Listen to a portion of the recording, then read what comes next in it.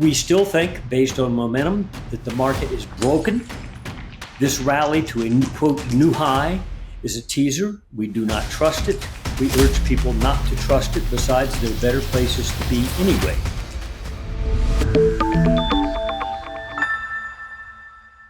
Michael, thank you very much for joining us today. How are things in Colorado? Oh, nice and hot. Not as hot as the East Coast, actually, but nice and hot. Nice Colorado weather. Well, we had some killer days here, let me tell you. Yeah. But things are cooling off, so things are looking up. And I want to get your views on the S&P because it's been a hell of a few months here. Yeah. I'm going to recap on the S&P, what we've seen here in the last few months. The S&P topped out in February at 6,100. That was at an all-time high.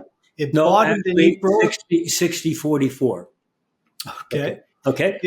It bottomed in April at 4,800, and it's been lifting ever since. And if I went to sleep in February and I woke up now, it's like nothing changed. But we both know there's been a lot of volatility here in the last few months. And when we last spoke in late April, I can't believe it's been that long, but you were of the mind that the S&P was going a lot lower. But here we are at or near all-time highs. Yeah. So I'm curious to hear your thoughts on both the S&P and the NASDAQ. In January, the S&P dropped enough to cause our quarterly momentum of the S&P. That's not the price chart. It's not some short-term momentum metric. It's a fairly long-term metric.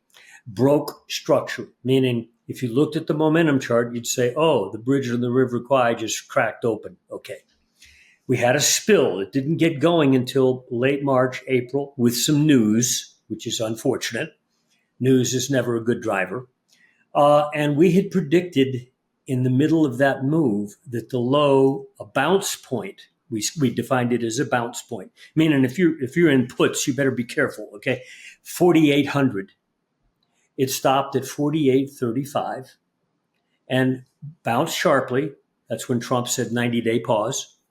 And since then has crawled incrementally, but ever so steadily, back to the old high. Yesterday and today took it out. We got up to 60, 80 something today. Last I saw, we were dropping back to about 60, 40. So we did take out the high that was seen in February of this year. Okay. We still think, based on momentum, that the market is broken. This rally to a quote new high is a teaser. We do not trust it. We urge people not to trust it. Besides, there are better places to be anyway, and have been for several years. Monetary metals have beat the pants off of the stock market. People don't realize that, but if you do the measurements, you'll see that owning gold 3 years ago beat the S&P handily, not just the last 6 months. Okay. This topping action by the S&P and the NASDAQ very much caused me to have deja vu. Back in 2000, at the .com top, we put out a sell report on the first day of January of 2000 and said, get out of the market, it's topping. Okay. Sure enough, the market started to drop then, dropped sharply into February, about a 10% drop. But by March, it came back up and produced a new price high. Momentum still said, no, you broke stuff. You're no good. Don't trust me. And it labored all year. Well, it labored for the next 6 months anyway, through the summer at, below, and above our point of exit that occurred in January. So it basically went to sleep. Didn't go up a lot more. It went up enough to make a, quote, new high. And it wasn't really until you got into 2001 that all hell broke loose on the downside. That's when the Fed cut rates, by the way, January of 2001. Then the other deja vu. Let's go back to 2007 top. In the close of December 2006, we put out a report and said, likely topping next year, and we put a price range. At that point, we were in the 1400s or 1300s, I think, in 2006. We said you go to 1550 to 1600 would be the topping zone. Okay. In May of 2007, the market worked its way back up and got to 1553, I think it was. So got up marginally into our zone, which, by the way, if you go horizontally all the way back to the year 2000, that's exactly where it peaked at the .com top. So the price guys see this thing, a peak at 1550 plus, a peak at 1550, and somebody sold it there thinking, oh boy, I'm going to sell the old high. They made a little bit of money because you dropped hard into August. Then what happened? You started to turn, and in mid-September, you're coming back up toward that 1550 level to try to take it out, impress everybody. The Fed cut rates. You goosed the market up about 3 more weeks into October, got to 1575, precisely in the middle of our targeted range, but a new price high. In fact, not only above the May high of that year, but above the 2000 high. So a massive dual price level was taken out. And so what? If you're looking at a price chart, you should do what? Oh boy. Okay? That was it. That was the top. You ooze back down and all hell broke loose over the next year and a half, 2 years. Okay. Fed cutting rates all the way down. So now we have a similar situation. You make a high late 24, early 25. Most indexes, almost all indexes. The Mag 7 were up there cheering, along with it. You get a sharp drop into April. You work your way back up, and now in a limited horizon view, you've made new highs. S&P, NASDAQ 100, marginally, like 1% above that high. If you look, however, at the Mag 7, you'll see like only 2 of them are back to their highs. Third one's close, but that means only 3 out of 7 now. Okay, the rest of them don't even look like Mag 7 anymore. Okay, they're the lower half of the last year's range. And then when you go to sectors like commercial real estate, banks aren't making new highs. Dowd Industrials, they're not making new highs. They're not even that close. Healthcare sector looks like hell when you look even at the price chart. I can name more, but the point being that now we're making the new high. And you hear it on CNBC and Fox Business about, oh, boys, a new high. And when you look around, even just at price charts, something's wrong. It's very narrow. Momentum says there's something wrong. Don't trust the new high. There's so much happening in the world right now, especially when it comes to geopolitics. And if you need help understanding how these events will impact your financial future, consider having a discussion with a professional financial advisor. You can find out more information at wealthion.com/free. Once again, that's wealthion.com/free. Now, back to the show. So even though we've had this big move off of 4,800 up to 6,100, you're saying the momentum is not really... The momentum is, in fact, if you looked at a momentum chart and compare it to a price chart, maybe you've got some of those handy. Price looks great because it went up and nipped out a new high. But when you look at momentum, there was a structure, like a floor on momentum that was very clear. It wasn't clear on price. And you broke it, and you're up under the floor right now, incrementally upticking, meaning when you got near the floor a few months ago, in fact, the action started to slow to a snail's pace. Very incremental gains every day, 5, 10, 20 S&P points, et cetera, and now finally a new high. You're still up under broken momentum trend structures on NASDAQ 100 and the S&P. And you've lost your leadership. Mag 7 aren't Mag 7 anymore. And too many sectors are chuckling at this. And these are sectors that back in 2024 and early this year were up there with the S&P at the high, happy with it. Now suddenly they're not back up there.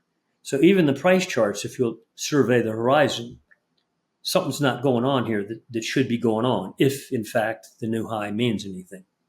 You mentioned that there's only 2 of the Mag 7 that are at or near. NVIDIA would be one and Microsoft another. I think maybe Meta's getting close. But when you look at Google, look at Amazon, look at Apple, look at Tesla, those are the rest. They don't even look like, anything like the S&P or the NASDAQ. Something's happened. And then when you go to other sectors, too important sectors, too many important sectors. Healthcare looks like hell. An annual momentum of healthcare blew a structure going back 15 years. So it really looks like heck in terms of momentum. And that was one of the quiet, comfy sectors to be in for the last few years. Other ones I've written down. Let's see. We got the bank sector not making new highs. Consumer discretionary used to be a leading, what you call a risk-on sector. In other words, when the market's strong, boy, it's a leader. Okay, look at an XLY chart sometime, and tell me you're making new highs. Okay, something's wrong there. Healthcare, IWM, which is Russell 2000, it's not making new highs. It's not even that close. Okay, so and all these sectors were at new highs early this year, but now suddenly they're divorcing. So even with an unsophisticated analysis like that, just looking at some price charts, you're missing your leadership. This is phantom, So, but momentum tells us don't trust it. This is likely like the summer of 2000 when they took out the highs and made us look silly, but it turned out momentum was right. Or that October 2007 high, which took out all the highs of the prior 2000 and 2007, huge price breakout. As soon as it broke out, it was a short. Okay, so don't focus primarily on price. Yes, to your point about Apple, it is still down 20% on the year, and this is in spite of the move, or despite the move that we've seen in the S&P in the last few weeks. So yeah, there's definitely trouble there. You mentioned the Meg 7 is no longer leading. So what is leading?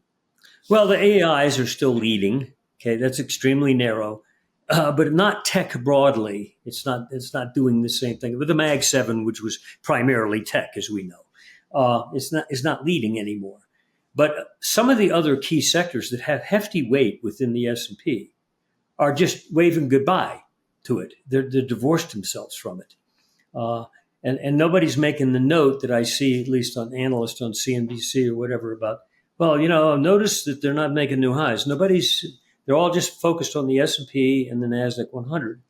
And I do not trust the rally. And our focus at MSA now, after we got our bounce, did I expect that bounce to lead to new highs? No, but I thought it would be a serious bounce.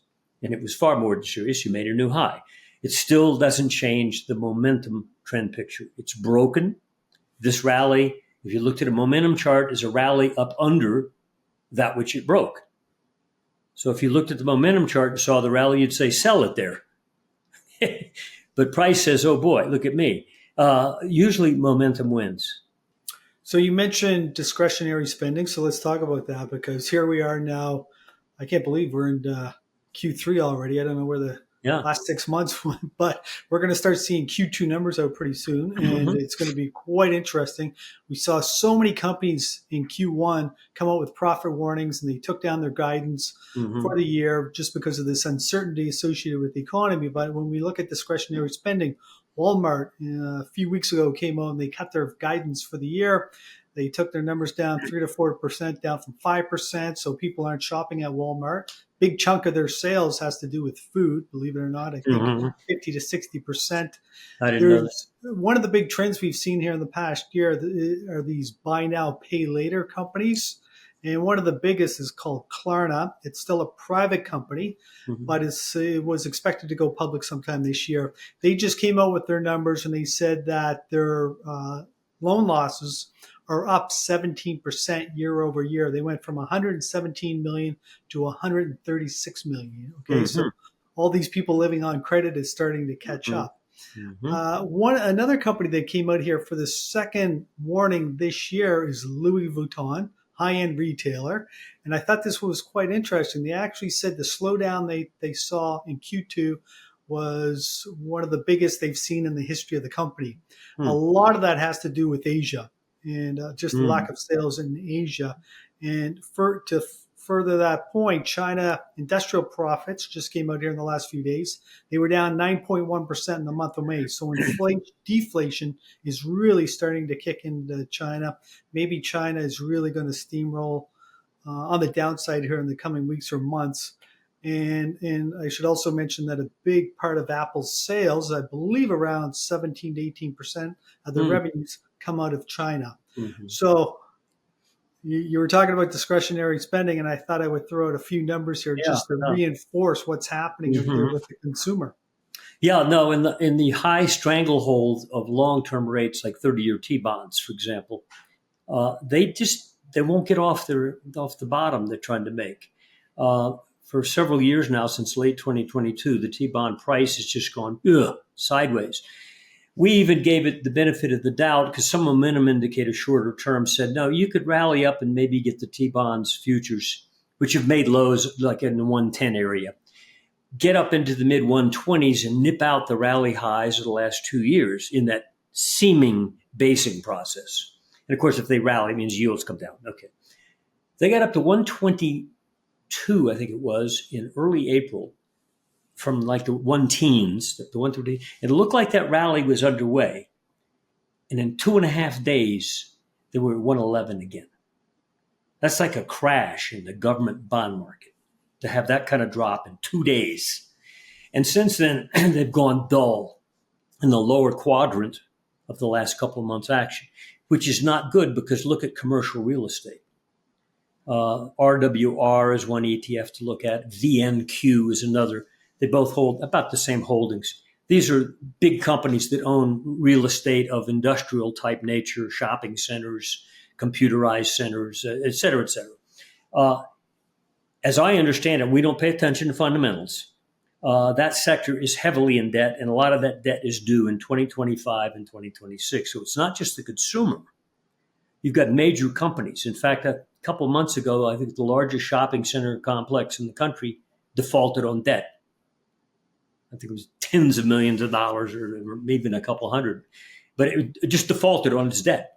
Well, something's happening. And if you look at the last few days in RWR, while the S&P has done this, it's done that.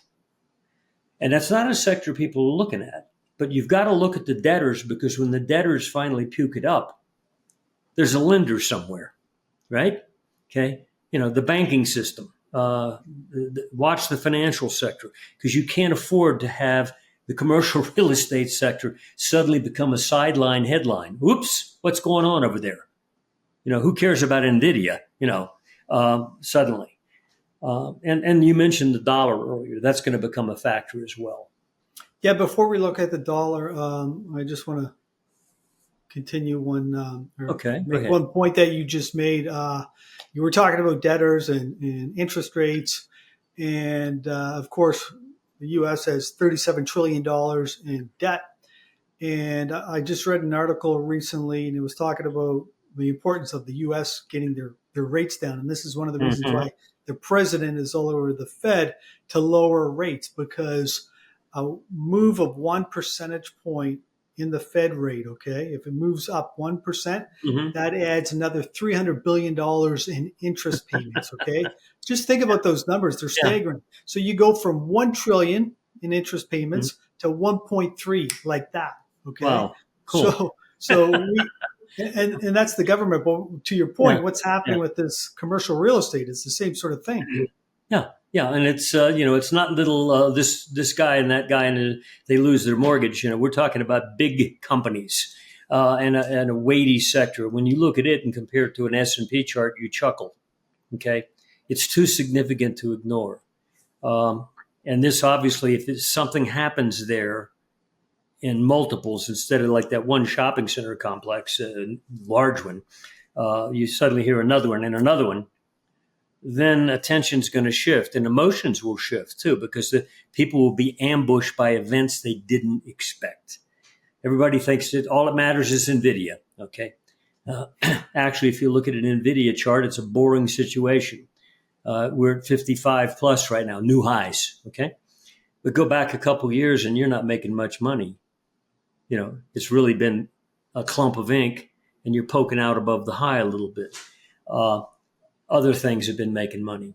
But the other factors could come into play, and we think one of them is the dollar. Not just the long bond rates staying high and choking. And by the way, I think the bonds could have an implosion of sorts. Right now we're 114 area on the T-bond futures. You don't want to see them get down in the 110s again. If you do, you might get a mini panic in the government bond market. That's something the Fed will panic over. It may not be one of their mandates, but they'll panic. Okay, so you touched on the U.S. dollar a couple of times, and you recently came out with a note on this. Tell us about your thoughts on the U.S. dollar. Well, we've been watching the dollar over. It's one of the categories we watch. But if you look at what's happened to the dollar index now, I'm not talking about the dollar's real value. That's constantly decaying, just like the euro and the yen. It's just competitive decay, okay, in real value. But when you measure the dollar versus the euro and the yen, which is the dollar index, they constitute 71% of the dollar index. You've had a boring situation from 2023 through 2024 and in much of this year where the price was stuck in about an 8% range of price action, up and down, but nothing really dynamic and no real trend, just oscillating sideways. In March of this year, when we were coming down off of a rally high at 104.21, we closed that month. We said, that's it, major bearish on the dollar index now. Price chart has a level at 100 that seemed to matter to the price guys, but we were breaking that. We're still 104 at that time. But we saw on annual momentum a massive structural breakage of a trend that goes back well more than a decade. So momentum said, hey, you're broken. Now, even price right now, if you draw price channels on the dollar index, you can see we're challenging a price channel that goes back a decade plus. But if we close out this month or any month this year below 98.35, and right now as we speak, it's 97 something, okay? You're going to blow a 10-year average momentum structure that's even worse than the 3-year average structure, saying you're broken so big, it's the biggest you can break. And I would think the dollar could start to implode down to where it's been in decades before, in the 70s. That in itself would be a major upset, because then the quiet one, the major Forex markets, which have been dull quiet, 23, 24, suddenly become a volatile factor affecting other investment areas. And I believe the DXY index is down 10% on the year. So where is it? Is it right around 100? It's trading about 97 today. Oh, 97. Okay. The last 2 days, it's traded to a low of 97, which is the lowest it's been in 3 or 4 years. But it technically broke at 104. So 7 points above here, we said, that's it, it's over. We've got a secondary breakage level, which we're now below as well, with a day left in the month. And if you don't close back above it, 98.35, and it's unlikely, you break further structure, which I think this time will generate far more than just single percent change. I think it could get you moving in a more volatile manner, which creates a factor that wasn't a factor for the last couple of years because it was so dull. It wasn't moving much. If you're a foreign investor, and we understand that foreign investment in the U.S. stock market is now at the highest it's ever been for the last couple of years, you're impacted by a downward shift in the dollar. Because, you take your euros and yen and you buy U.S. stocks and dollars. Okay, so you not only care about U.S. stocks, but the dollar. And you just got gut kicked already. Even though the S&P is back to its highs, your investment is not back to its highs in your currency terms. And if you start dropping more precipitously, that could also affect what? Foreign owners of U.S. government bonds. So it's a factor that could come into play, and I don't hear it as being talked about much, which is fine. That's the way you want it, because that's how ambushes occur. Yeah, so to your point, you're taking a hit on the currency and also U.S. assets, whatever they may be. Yeah. It might be the S&P, the NASDAQ, it doesn't matter what it is. So it's like getting punched in the face twice. Yeah. No, it's another factor that affects your sense of how am I doing? U.S. investors, they don't care about that. They ignore the ongoing collapse or decay in the U.S. dollar value, intrinsic value. One market that doesn't is the monetary metals. They don't ignore that. So there is hope that the USD and the Canadian dollar will get back to parity. So I can finally afford a trip to the U.S. Yeah, look, it's one of the components, but it's a lesser component of the dollar. It's down like 7 or 8% or something of the dollar index. But it's anyway. That's another factor out there. There are 4 categories, and one of them was asleep. Now suddenly it's waking up, and there's no headlines yet. Wait a second. Maybe there will be. Also, look at the debt, as you mentioned, consumer debt. Why is consumer discretionary so anemic? That used to be one of the front runners. Amazon, for example, is like 20% of that ETF, and a lot of names you would know. And suddenly they're not making new highs. What's wrong? What's wrong with the consumer? I thought everything is fine. And there's another ambush coming too. The other ambush is commodities are going to turn up. And I don't mean war news buying of oil, which is a mistake for anybody who bought oil in war news. But I'm talking about in general, the commodity category looks primed for a major next upwave, which would upset all kinds of assumptions, as we know. Well, I think one of the reasons why this market is so tough to predict, I mean, nobody can predict the future, but still, there's a lot of cross currents out there. And one of the things that really confounds me is what I see the stock market is doing. I know when you speak to an economist, they're going to say, well, the stock market's not the economy, but I always see it as a good predictor of what the economy is doing and what people are thinking. Mm-hmm. And yet at the same time that the markets are making these new highs, I keep seeing all these other economic indicators that are showing signs of trouble. Mm-hmm.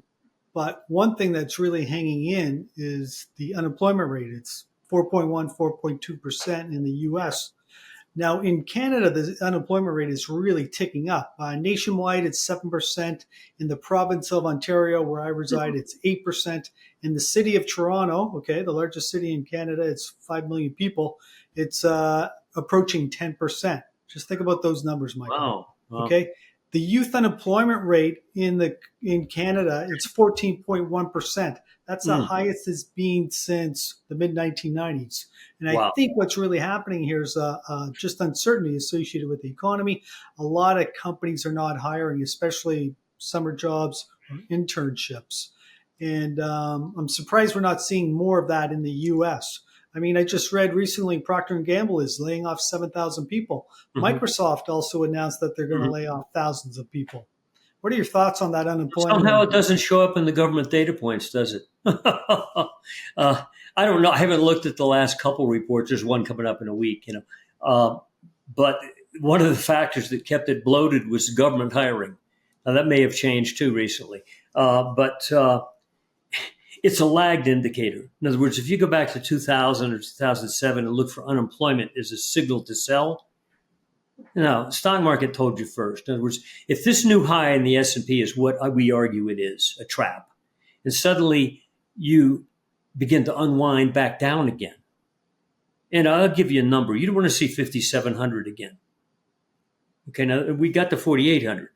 I'm saying we're now, above 6. You don't want to see 5,700 next quarter. Okay, that would be a solid sign that the whole high was a fake out. And by the way, if you're a price guy, and the data points will follow the market. That's what the point I'm making. So the data points that Powell likes to look at, they're going to smack him in the face, and he's going to look kind of stupid because they do lag the market. They never lead. Now he's going to have another problem if just one more Fed governor crosses the line. Because he had one that said, no, we need to cut now. And then suddenly there's two, need to cut now. You get a third one, it starts to become a chorus. And then suddenly he looks reluctant for what reason? Are these three people stupid? Or is he doing it for another reason? Anyway, he's got a political problem if he loses like one more Fed governor. And the data points will follow and vindicate cutting rates. They'll get what they need. But then there's the other factor I said, that T-bond market, watch it. And watch the dollar, because those aren't on the mandate list. But they will have an impact on things that do affect the data points. And that's when suddenly heads will turn quickly and late. You're not suggesting the Fed is political, are you? No, I don't care. I frankly have said that this particular market economic event that's about to happen, and I think a lot of it's going to occur between now and the year end in terms of price drama in certain markets. Dollar index, for example, perhaps a panic in the T-bond market that causes the central bank to wet themselves. Stock market suddenly, the new high didn't hold. What's going on here? Things like that. Commercial real estate. Company did what? These type of events aren't like we were in the late 70s or the gold bull move that went to 2000, in 2011 and 1900. The stock market drop in 2008 and 9. This is different. I think this is going to be far more serious. I think the wave effects will hit reality, people in the street, so to speak, their day-to-day lives, whether they hold stocks or not hold stocks in their retirement accounts. And of course, if they do hold stocks in their retirement account, they might soon have nothing to smile about if I'm right about the trend direction of the stock market. That's the only thing they can smile about right now. Not their credit card debt, not their student loans, not their late mortgage payments, but my stock market portfolio is back near its high or whatever. This time around, you could have some major fundamental changes in reality in the sense that certain institutions go by the way. Certain notions of what's right and wrong in terms of policy go by the way. And I would think, I'll make a bet, when this gets more past the crisis point, there won't be a central bank. That there'll be enough countries elsewhere that revert to a non-fiat currency, meaning a gold-backed or silver-backed currency, where even in the U.S., which we're now lagged to that reality, we'll suddenly realize there'll be enough realization that, hey, this boom-bust cycle process that we've been in for 100 years, caused by monetary booms and busts, which lead to stock market booms and busts, hasn't been working. They're always too late, or they always cause something. How about we just have a currency that's real? You can't inflate it overnight because you want to. I suspect a lot of these kind of things will happen. I'm not advocating or predicting. I'm just saying this is different this time. So don't expect gold to go up to a certain level and have a major bear market. This time, I think you might go up to a certain level, wherever that may be, and it's not anywhere near here, and it's institutionalized. So it's a different reality we're dealing with, I think. Yeah, there's no way Powell's going to have a relaxing summer this year. Yeah. All right, he's got the president. All he needs is, again, one more governor to say, hey, you're wrong. And then suddenly, So the meeting in June, it came and went. They left rates unchanged. Yeah, that's right. What do you think is going to happen in July? I don't know. If they can get some data points and one more governor to shift, even Powell may have to sit down in his chair and let the other guys take control. I don't know. They're laggards, and they're really not a driving force. They're driving force in the sense that they ongoingly decay the money unit in terms of its real buying power.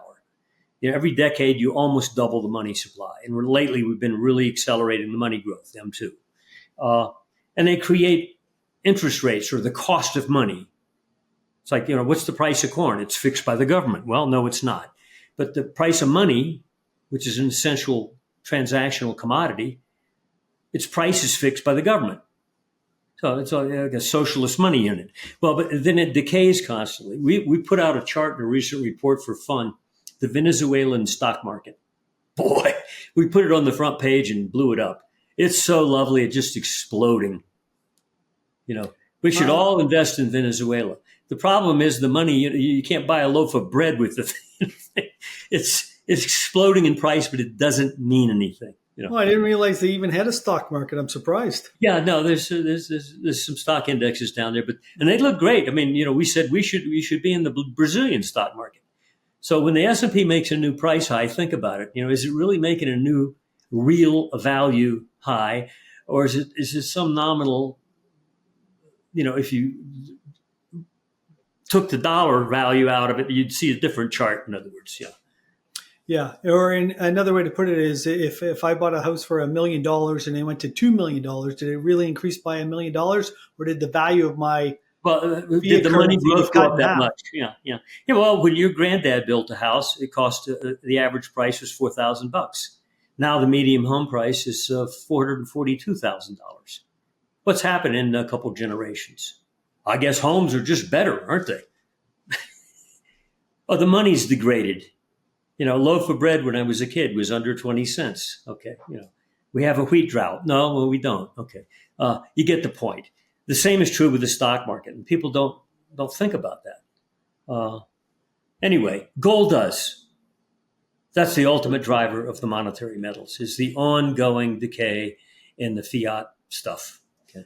Okay, so let's talk about gold. It's up 25% on the year, and it had a great 2024. It's starting off first half of 2025 is pretty good too. What are your thoughts? Where do you see it going?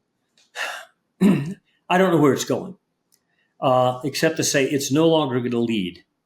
Our technical assessment is that silver and the gold and silver miners will now move from the back to the front in terms of performance. They have lagged gold on an upside basis, on a percentage gain basis. They've gone up nicely over the last several years, but not as much as gold. So they've underperformed, so to speak. They're technically at the point now of breaking out of that trend of relative underperformance. So when you don't focus on the price of silver, which looks quite good, or the miners, they're quite stout now, but the relative performance to gold, and technically it is breaking out, favoring them. So whenever that happens, it almost always converts into a net price acceleration in all the monetary metals, silver, gold, and the miners, meaning they go up in an arm wrestling manner, and then suddenly when they accelerate versus gold, outperform it, that's usually when price also starts to go berserk. And I think we're there. I think silver's crossed that line. I think it did it early this month, getting up to the high 34s again. There were two highs at 35. Price guys noticed that. We took that out. That's not really that important, but there were some momentum factors that came into play in the upper 34s that said, you're out of here. Okay.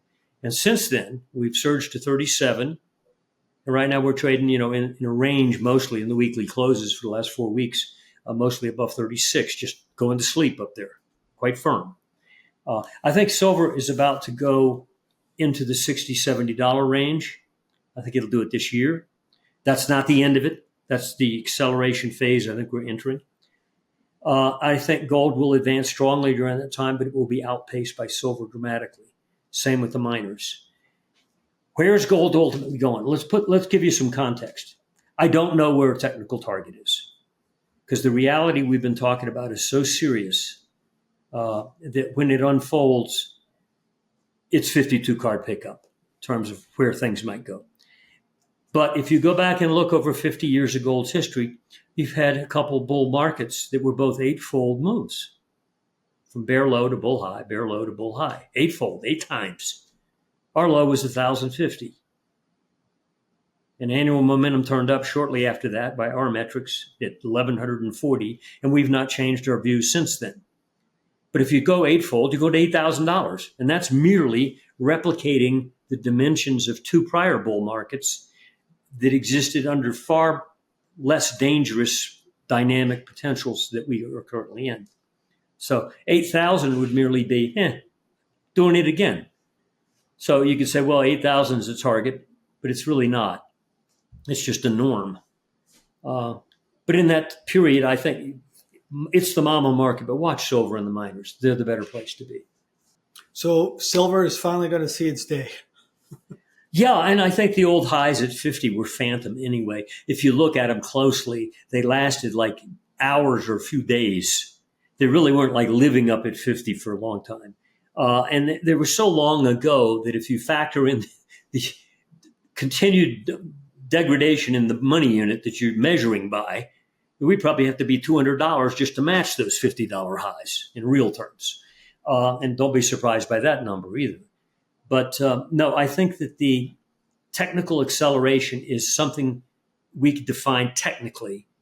There will be news stories, no doubt, that come into play.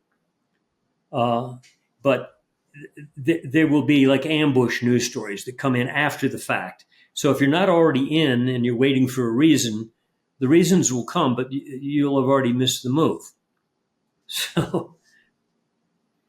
So I just want to repeat one thing you said. So silver is trading around $35 an ounce, give or take. You see it going to $70 by the end of the year. So you're looking for 60 to 70 range, yeah. You're looking for an explosive move here in the next few months. I mean, we're already halfway through the year. Not even a doubling, but many markets do that. You go back and look, there's a lot of base metals over the last few years have gone berserk on the upside, and they fail. But this is a monetary metal too. And a lot of investors fail to remember that. That's why they dumped into silver in early April. We had the drop from 35 to 27.5 in a week or so, most of it in 2.5 days. Gold only flinched a little bit. They dumped on silver thinking, oh, it's part of the economy. No, it is a monetary metal. It is linked to gold. And if you look at long-term history of the price of silver, it doesn't correlate well to the Bloomberg Commodity Index. It correlates well to gold. And it's been lagging gold on a percent basis, but it's been trending with gold. And I think it's just about to go into one of those phases where you can go back and see examples of this in the past, 79, 80, 2010, 2011, where silver just went rampant. It left the earth. And it wasn't due to factors that we've got anything like now. So it's different this time. And I'm not predicting that's the end of the bull. I'm just saying this is the next surge. And beyond that, God, I don't know where we're going. A couple $100 an ounce wouldn't surprise me. It depends on these other realities that are about to unfold in a dark direction. Okay, let's talk about oil. And oil has been very volatile in the last few months. I mean, it went from 60 to 75, and now we're back to 65. Like, holy God. What's your take on oil here? We watch oil because we watch the Bloomberg Commodity Index, and oil is a significant component of it. Oil, gasoline, natural gas as well. But oil has been a weak component in the Bloomberg over the last couple of years. While the Bloomberg dropped from that, it peaked about 3 weeks after the war began, Ukraine-Russia. So it didn't go up and double in price in late 2021 because of the war. It peaked right after the war instead and dropped. And it dropped from like 140 in price, Bloomberg Commodity Index, which is not high. It's been to 237 back in 2008. Okay, and dropped back down either side of 100. And for 2 years, it's done this. It's so boring. It stayed in about a 10% range, just up and down, trendless market, either side of 100. Unfortunately, that war event occurred. And I've learned over time, and I can't remember all the instances, but whenever there's a war event and people buy something based on that, you're making a big mistake. And this was a perfect example. First off, oil had a floor on price at $65 for the last couple of years. And it would get up into the 80s and 90s during that time, well off the $130 high that it saw in 2022.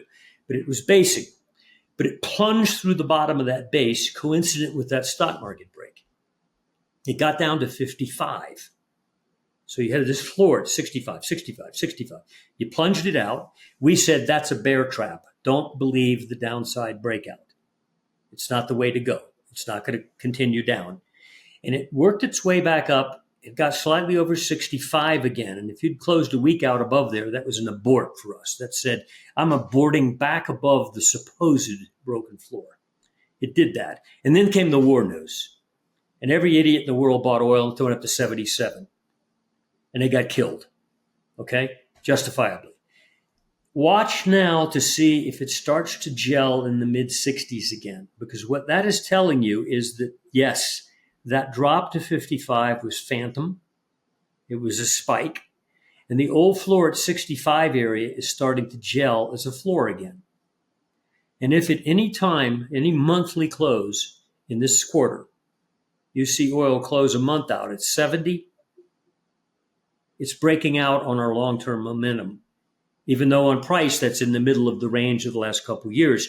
On long-term momentum, it says, he's waking up, he's going up. And I bet that's going to be coincident with the overall Bloomberg index registering a major breakout as well.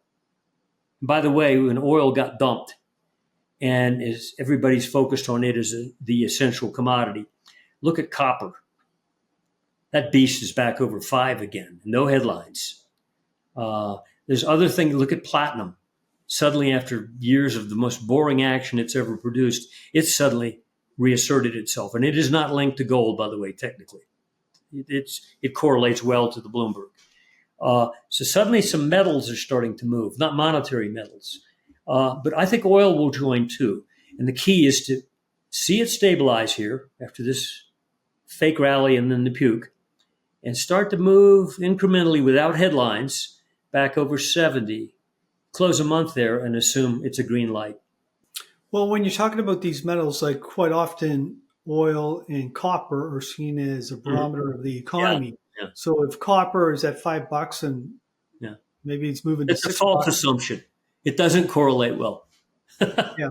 I know Dr. Copper, they call it, if you go back in history, you'll find the linkage is not what it's said to be, period. And also look at broad commodities back in the late 70s when gold had the bull market to 1980. We were in a global recession. The stock market was a total wasteland, and commodities exploded. Essential economic commodities. They were on the tail of gold. They didn't do as much as gold and silver, but they did explode, and they accompanied gold and silver up, despite a global recession. What they invented the term stagflation. So it's happened before in a very obvious way, but people forget it. They think, oh, Dr. Copper, it tells the economy's good. No, it probably tells you something else. Like maybe, for instance, this idea, it's a cheap asset category. Commodities are cheap relative to even their prior price highs. Like in 2008, the Bloomberg was at 237. Okay, right now it's 103. Okay, is that expensive? In 2011, when gold peaked, the Bloomberg was like, I think, 170 something. Okay, right now we're 103. Is that expensive even versus those? So it's hardly inflationary. It's been dull for 2 years. And it's reasserting itself, and momentum says, trust any upside move. It's going to take several points, but that's all. And I think at that point, you're going to see capital flow out of a risk-on, perceived to be high-priced asset category into a lower-priced, cheap category. And also the stocks that are related to those commodities is the place to be, like oil-related, grain-related, fertilizer companies, copper miners, base things. They don't have to be gold miners. But I think you're going to see a lot of that sector of the stock market, which is vastly overlooked, suddenly be a safe place to be and a rewarding place to be, despite an economic downturn. All very interesting points. So we've discussed a lot here in a short period of time, and I just want to summarize a few of your points, and you correct me if I'm wrong. But when it comes to both the S&P and the NASDAQ, you're very concerned about these levels. Do not trust it. You think the market's just trying to suck in more investors. And I guess when I think about it, when I try to visualize it, would you define this as a double top? No, there's a price chart pattern you should pay attention to. Years ago, when I was starting in the business, 75, I got hired by Hutton, the commodity division in New York, the headquarters. And I didn't know anything about commodities or technical analysis, but there was the book, famous book, Edwards and McGee, Technical Analysis book. And in there's a chapter or several pages on a widening pattern, it's called. And what it is it's called 5, 4, 3, 2, 1. Instead of a narrowing triangle, it's an expanding triangle where you make a higher high, a low, a lower high, a higher low. You got 5, 4, 3, 2, 1. When you make point number 5, which we're doing now, where you exceed point 3, which was back early this year in price for the S&P, not true with a lot of the markets, but the S&P anyway, and the NASDAQ. You don't want to turn down from that high. You better keep going because that's number 5. And if you turn down, that is a widening pattern top in the making. That's what momentum suggests the likely price outcome will look like. That is a trap. And so it's important now for people in the market not to put their sell stop below the low we made in April at 4,800, but to find some place not too far from where we are now that says, uh-oh, this breakout is failing. And we will be focused on that at MSA. I'm not going to wait to take out 4,800. We've got some numbers that will come into play a lot sooner. But it's a famous chart pattern, Edwards and McGee, widening pattern. Okay, so once again, you're concerned about the levels on both the S&P and the NASDAQ. You think there's risk to the downside. You're also concerned about the U.S. dollar. You think that's going to be, it's already down 10%. I think it's underway. We think it's underway. You think that's continuing, yeah.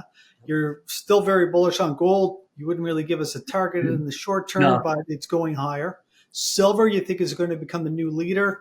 You see it going from $35 to $60 to $70 by the end of the year. So that's a significant movement. You think the equities are also going to do much better than the underlying metals. Yes. Oil, We'll be a participant with Bloomberg. I don't think Bloomberg is going to turn up, which I think it is.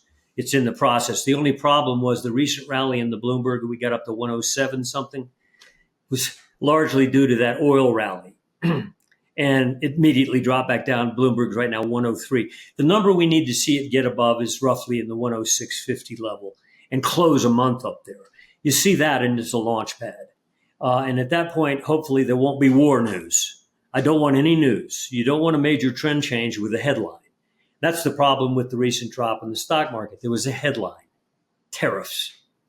Most bull markets top, and the headlines come a lot later. Like, when did the first bank failure occur in the 2007, 8, 9 drop? August of 2008, Lehman Brothers. Oh, hell, you were halfway to your low by then. So you don't get the news until later. So you want to see it happen in a way that is not like, oh, it was a headline, I got to buy that. You just want to see it happen. And people say, why is that happening? I thought he said drill, drill, drill. And yet it's turning up, and so is the Bloomberg. And that's when you have a real panic, because most people aren't expecting higher consumer prices. They thought, oh, that's going to be under control now. What if it isn't? Well, that was a great discussion, Michael, and I want to thank you for making time with us today.